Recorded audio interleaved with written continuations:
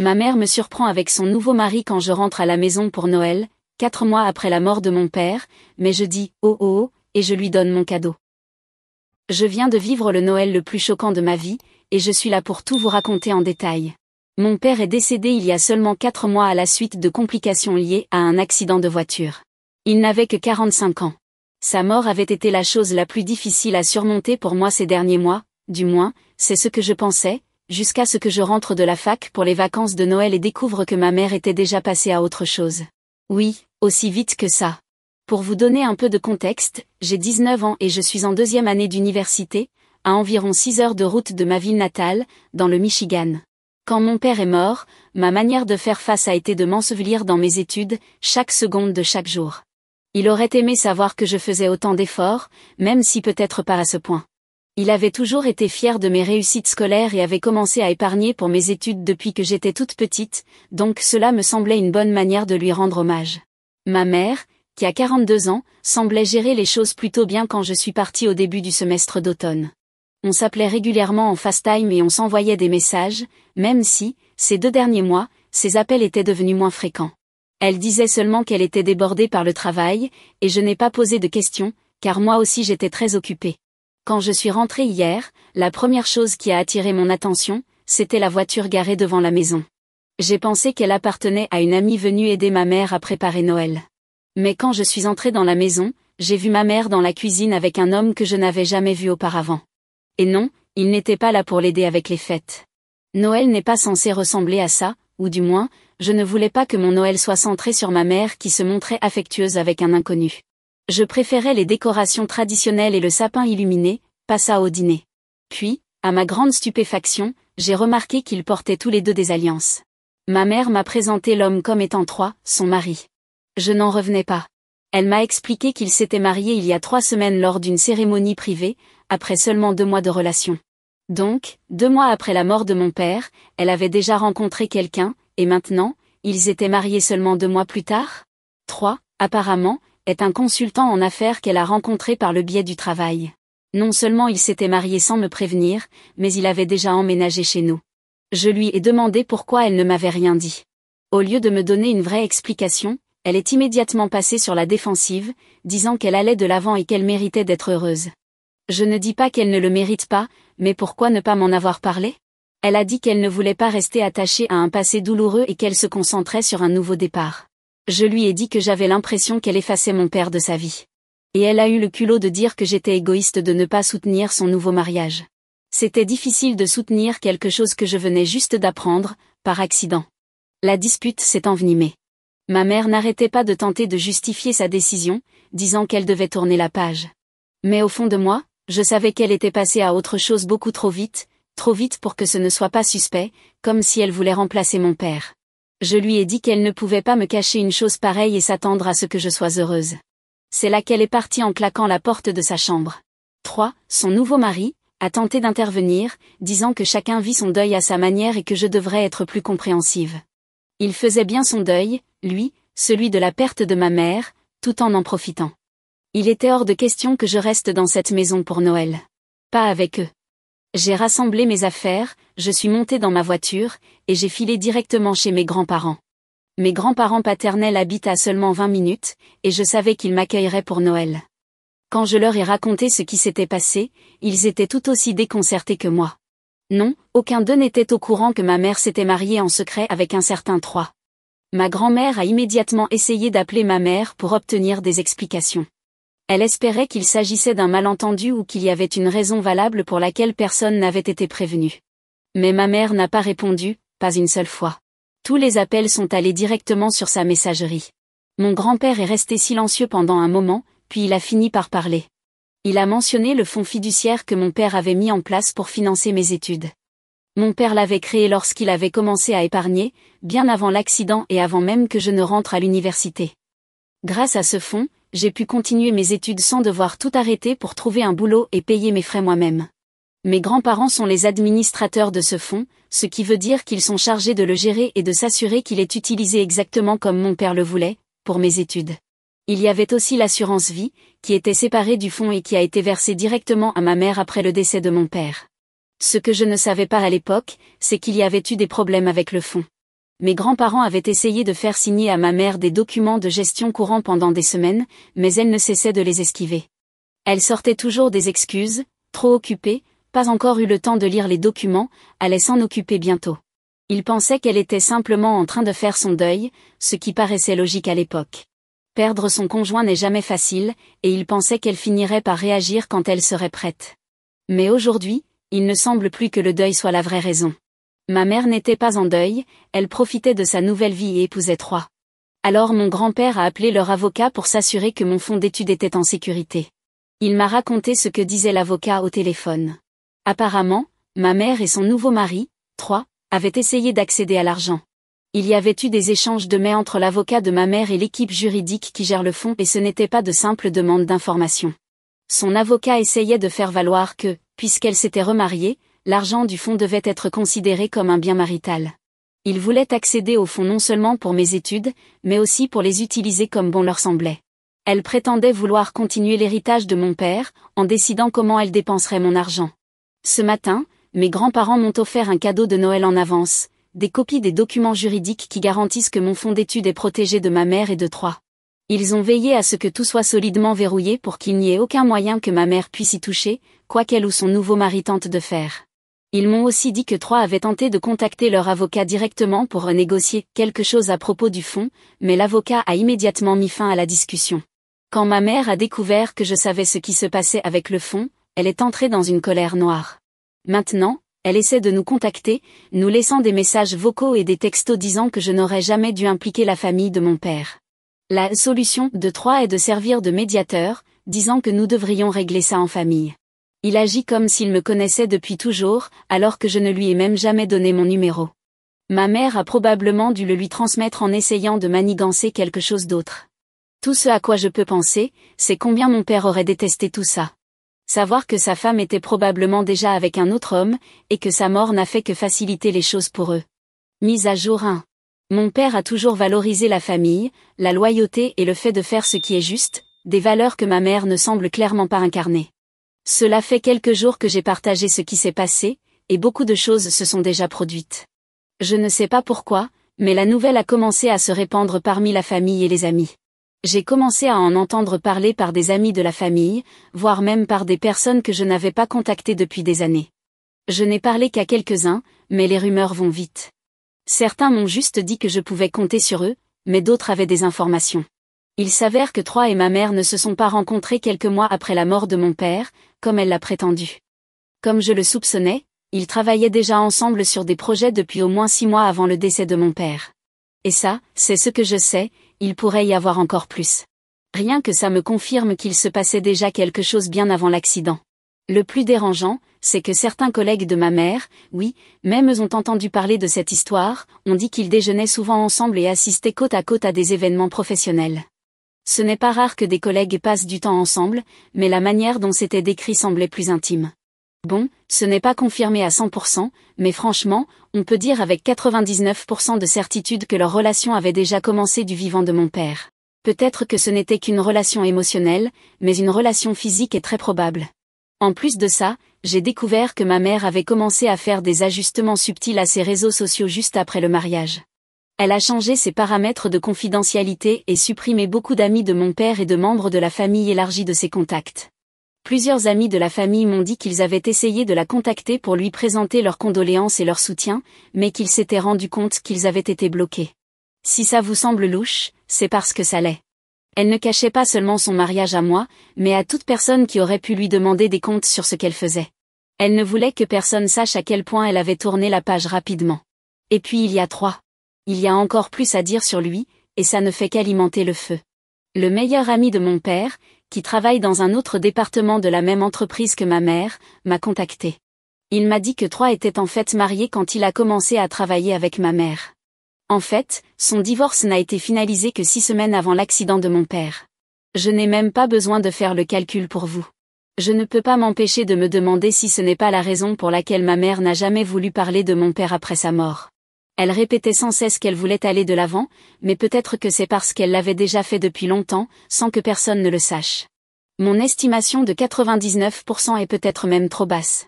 Mes grands-parents sont tout aussi choqués et dégoûtés que moi, et que beaucoup d'entre vous. Je vis toujours chez eux, et nous sommes toujours en contact avec leur avocat pour nous assurer que tout reste sécurisé et qu'il n'est rien tenté. C'est bien structuré, donc ma mère ne pourrait pas faire un coup en douce. Il lui faudrait sortir un lapin d'un chapeau, juridiquement parlant. L'avocat dit que mon père avait été extrêmement méticuleux en mettant en place le fonds, peut-être parce qu'il avait des doutes sur la capacité de ma mère à prendre des décisions sensées, surtout financièrement. Eh bien, cette prévoyance a porté ses fruits, à bien des égards. Le fonds est structuré de sorte que l'argent ne puisse être utilisé que pour les frais éducatifs et les dépenses de base jusqu'à mes 25 ans. Mes grands-parents en sont les fiduciaires, ce qui signifie qu'ils ont un contrôle total sur les fonds jusqu'à ce que je sois assez âgée pour les gérer moi-même. Cela signifie que ma mère et trois n'ont aucun droit légal sur l'argent, quoi qu'ils essaient. Cela me terrifie de penser à ce qui aurait pu arriver si ma mère avait obtenu le contrôle de mon argent d'études après avoir épousé trois. L'avocat de mes grands-parents nous a assuré qu'il n'y avait aucun moyen que ma mère ou trois puissent accéder au fonds, mais ils ont déjà tenté plusieurs approches. Trois a même eu le culot de contacter directement l'avocat de mes grands-parents pour discuter de l'affaire. C'est clair qu'ils sont désespérés. Pendant ce temps, ma mère alterne entre le rôle de mauvaise mère et celui de bonne mère. Une minute elle me dit que je fais un caprice pour rien, la suivante elle me supplie de rentrer à la maison. Si ça vous semble être un piège, c'est parce que c'en est un. Je suis presque certaine qu'ils ont creusé un trou devant la maison et l'ont recouvert de feuilles en espérant que je tombe dedans. C'est le genre de choses qu'un serpent comme eux ferait. Je vais passer ce Noël et ce Nouvel An chez mes grands-parents, ce qui me semble juste, car ce sera ma première saison des fêtes sans mon père. Ils m'ont aussi clairement dit que je pouvais rester aussi longtemps que nécessaire, même si tôt ou tard, je devrais retourner à la fac. Mise à jour 2. Il y a quelques jours, mes grands-parents ont reçu une lettre officielle de l'avocat de ma mère. Dedans, ils étaient accusés de m'avoir éloigné d'elle et de m'avoir manipulé au sujet de mon héritage et du fonds en fiducie que mon père avait créé. La lettre affirmait que ma mère, en tant que parent survivant, aurait dû être nommée gestionnaire du fonds pour mes études, et elle exigeait l'accès à tous les documents liés à la fiducie. Toute cette situation est ridicule, car le choix de mon père de désigner mes grands-parents comme gestionnaires était totalement intentionnel, et le fonds est juridiquement blindé. Mais apparemment, ma mère est maintenant prête à porter l'affaire devant les tribunaux. Elle pense réellement pouvoir forcer mes grands-parents à lui remettre le contrôle de mon fonds en affirmant qu'ils me manipulent. L'absurdité de la situation serait presque drôle, si elle ne nous causait pas autant de stress. Ce à quoi ma mère ne s'attendait pas, cependant, c'est que tout cela se retourne contre elle. Lorsque l'avocat de mes grands-parents a reçu la lettre, il a répondu avec des preuves solides. Il a présenté une preuve que ma mère avait tenté de retirer de l'argent d'un des comptes personnels de mon père quelques jours seulement après sa mort, avant même que la procédure d'homologation ne commence. Pour ceux qui ne le savent pas, c'est illégal, puisque tous les biens de mon père devaient passer d'abord par la succession. Je n'avais aucune idée de tout cela, mais apparemment, ma mère essayait d'accéder à de l'argent auquel elle n'avait légalement pas droit, et rien que ça pourrait lui valoir de sérieux ennuis. Mais ce n'est pas tout. L'avocat nous a aussi montré une lettre que mon père avait laissée avec les documents du fonds en fiducie. Je ne savais même pas que cette lettre existait. Dans celle-ci, mon père expliquait précisément pourquoi il avait choisi ses parents comme gestionnaires au lieu de ma mère. La vérité, c'est qu'il y avait de graves problèmes financiers pendant le mariage de mes parents, des choses que je n'avais jamais su étant enfant. Selon la lettre, ma mère avait des antécédents de mauvaise gestion financière. Il ne donnait pas trop de détails, mais il était clair que mon père ne lui faisait pas confiance pour gérer de grosses sommes d'argent de manière responsable. Mes grands-parents ont géré tout cela de la manière la plus professionnelle possible, mais plus j'en apprends sur ce qui se passait en coulisses, plus je suis en colère. Au final, ma mère cachait énormément de choses, et chaque jour je découvre un nouveau mensonge, pire que le précédent. Je ne savais pas qu'elle avait déjà des problèmes de jugement, même avant la mort de mon père. Je pensais que ce changement s'était produit après le décès de mon père, mais apparemment, elle était déjà une personne douteuse avant cela. Et en parlant de personnes aux intentions douteuses, 3 devient de pire en pire. Au départ, je croyais qu'il s'agissait de son 2e mariage, mais j'ai découvert que c'était en réalité son 3e. L'une de ses ex-femmes m'a trouvé sur les réseaux sociaux après avoir entendu parler de la situation par un membre de sa famille. Elle m'a raconté que 3 avaient l'habitude de cibler des femmes financièrement vulnérables, surtout celles qui venaient de traverser un changement de vie majeur, comme un divorce ou le décès d'un conjoint.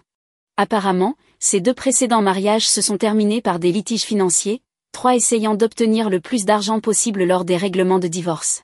Son ex-femme m'a prévenu que 3 était extrêmement manipulateur et charmant au début, mais qu'une fois qu'il avait pris le contrôle, généralement sur le plan financier, sa vraie nature ressortait. Elle a dit qu'il avait une manière d'isoler ces femmes de leur famille et de les rendre dépendantes de lui financièrement, ce qui ressemble beaucoup à ce qui est en train d'arriver à ma mère. Même si Troy semble être un homme louche, cela n'excuse pas les actes de ma mère. Son infidélité ne semble pas être le résultat d'une manipulation. Heureusement, mon université m'a énormément soutenu à travers tout cela.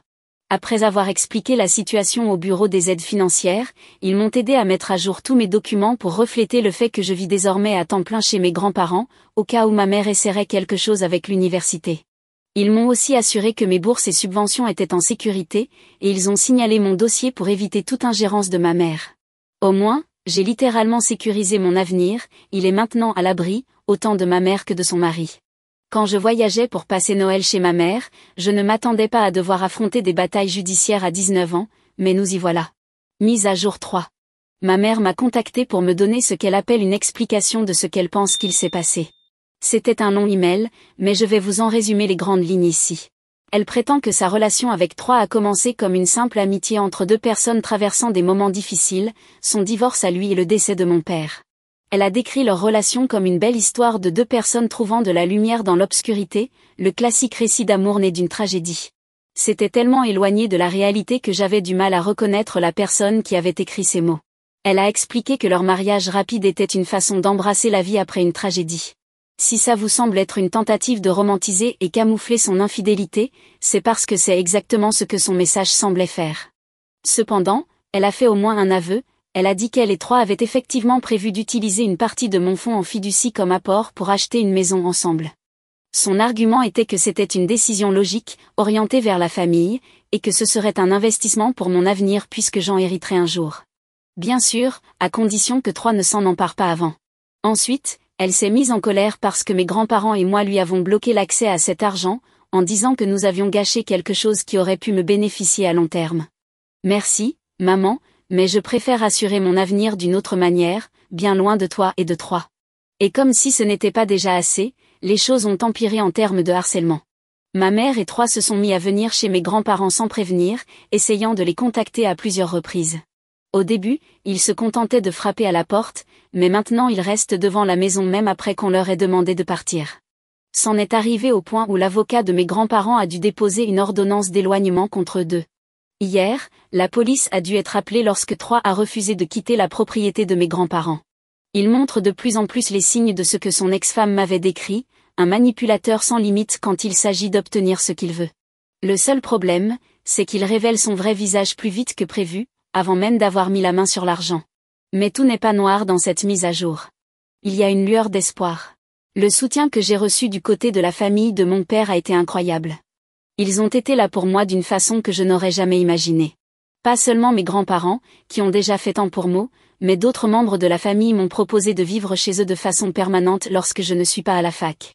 Ils m'ont dit clairement que leur maison est désormais la mienne, et que je n'aurai plus jamais à m'inquiéter de retourner chez ma mère. En fait, ma tante, la sœur de mon père, prend l'avion depuis le Colorado la semaine prochaine pour m'aider à récupérer le reste de mes affaires chez ma mère. Avoir autant de personnes qui te soutiennent, alors qu'en face tu as des sangsues qui veulent te vider, ça fait vraiment du bien. J'ai aussi décidé de commencer une thérapie. Perdre mon père a déjà été une épreuve immense, mais avec tout ce qui s'est ajouté, c'est devenu indispensable. J'ai aussi perdu ma mère, ou du moins l'image que je me faisais d'elle. Mes grands-parents m'ont aidé à trouver un conseiller spécialisé à la fois dans le deuil et les conflits familiaux. Ce sont des étapes dans la bonne direction, celles que je dois suivre. Un autre pas positif a été de rencontrer un conseiller financier, toujours grâce à mes grands-parents. Ils veulent s'assurer que je comprenne parfaitement le fonctionnement du fonds fiduciaire et que je sache comment le gérer de manière responsable. Jusqu'à récemment, je savais juste qu'il existait et je ne m'étais pas trop renseignée, je me souciais seulement que mes études soient bien payées. Mon conseil ? Intéressez-vous à vos finances personnelles, même si cela vous semble ennuyeux. Pour ceux qui m'ont posé des questions sur l'aspect légal, l'avocat de mes grands-parents reste confiant, ma mère n'a aucun argument valable concernant le fonds fiduciaire. Il y a tout simplement trop de preuves montrant que ma mère est déraisonnable dans cette affaire, et tout est juridiquement solide. En ce moment, nous nous concentrons sur la documentation de toutes les tentatives de harcèlement de la part de ma mère et de Troy pour éviter d'éventuels problèmes juridiques. L'avocat de mes grands-parents est parfaitement au courant et je suis convaincue que nous sommes entre de bonnes mains pour ce qui pourrait arriver. Merci à tous pour votre soutien. Je vous tiendrai au courant s'il se passe quelque chose d'important. Mise à jour 4. J'ai maintenant retiré toutes mes affaires de chez ma mère, y compris certains souvenirs de mon père, que, par chance, ma mère n'avait pas jetés. C'était inconfortable d'y retourner pendant qu'elle était présente, car elle a refusé de partir et a essayé de me convaincre de rester. Mais j'étais accompagnée de ma tante, de mon oncle, et même de mon cousin, donc je me sentais en sécurité, comme si j'avais ma propre équipe de sécurité. Je pense qu'il est temps d'aborder un commentaire qui revient souvent, l'idée que l'accident de mon père pourrait avoir impliqué ma mère et Troy. Mon père est mort dans une collision frontale avec une autre voiture, et les deux conducteurs sont décédés. Ce n'est pas comme si ma mère avait saboté ses freins ou engagé quelqu'un pour lui faire du mal, comme dans un film. Voilà pour le contexte. Et maintenant, parlons de ma mère et de Troy. Leur plainte a été rejetée peu après la dernière mise à jour, même si ma mère a écopé d'une amende de $2000 pour avoir tenté d'accéder à l'argent de mon père avant la fin du processus d'homologation. Ils n'ont toujours pas réussi à mettre la main sur mon argent, et c'est comme ça que ça va rester. Mais attendez, ce n'est pas fini. Troy a demandé le divorce de ma mère et l'a obtenu en environ 4 mois. Ma mère était si maligne, notez le sarcasme, qu'elle n'avait pas signé de contrat de mariage. Résultat, Troy est reparti avec le paiement de l'assurance vie, qui était devenu un bien commun du couple, tandis que ma mère a gardé la maison dans le cadre du règlement du divorce. Mais attendez, ce n'est pas fini. Ma mère vend maintenant la maison parce qu'elle a contracté un prêt hypothécaire dessus pour donner de l'argent à Troy pour une sorte de projet d'entreprise, qui a échoué, comme tant d'autres de ses projets. Elle la vend pour rembourser ce prêt, qui est bien au-dessus de ce qu'elle peut se permettre sans les revenus de Troy. Elle a demandé de l'aide à ses propres parents, mais ils ont dit non. Elle a aussi essayé de me demander de l'argent du fonds fiduciaire, mais je doute qu'elle s'attendait vraiment à ce que je dise oui. La maison de famille n'était pas grand-chose, c'est pourquoi il voulait en acheter une plus grande en utilisant mon fonds fiduciaire comme apport initial. Mais attendez, ce n'est pas fini. On aurait pu croire que 300 sortait encore une fois, jusqu'à ce qu'une de ses ex-femmes refasse surface et le poursuive en justice pour l'un de ses coups passés avec elle. Ils sont toujours au tribunal à ce sujet. Ma mère a aussi essayé de le poursuivre pour l'échec du projet d'entreprise, mais c'était une entreprise légitime qui a juste échoué comme beaucoup d'autres. On ne peut pas poursuivre quelqu'un à qui on a donné de l'argent sans avoir signé de contrat. Il y a des reçus et des factures qui montrent clairement où l'argent est allé, dans l'entreprise. Et l'entreprise a bel et bien fonctionné, du moins pendant un temps. Mais attendez, ce n'est pas fini. Enfin, si, je crois que c'est tout. La seule autre chose que j'ai à partager, c'est que je vais passer une semaine chez mes grands-parents pour les vacances. Je ne sais pas si ça compte comme, encore plus, mais peut-être qu'il y aura d'autres rebondissements quand on saura ce qu'il advient du procès de Troy. À ce rythme-là, il passe plus de temps devant un juge que dans son propre lit. Mise à jour 5. J'ai parlé avec l'ex-femme de Troy, on est même devenus un peu amis. Elle m'a donné la permission de parler du procès, même si elle ne voulait pas que je mentionne de montant précis. Je peux simplement dire que c'est beaucoup. Je ne sais pas combien ma mère a reçu de l'assurance vie de mon père, mais ça devait être une belle somme. C'est ce que Troy a perdu quand son ex l'a poursuivi, peut-être même plus. Mais ce ne sont que des suppositions. Je ne sais pas combien peut représenter un paiement d'assurance vie, 20 000 ou 30 000 $. Ça devait se rapprocher de la valeur de la maison pour qu'ils partagent les biens de manière équitable. Il y avait aussi quelques économies. Donc je ne sais pas trop, je ne suis pas vraiment au courant des finances actuelles de ma mère. C'est tout ce que j'avais à partager.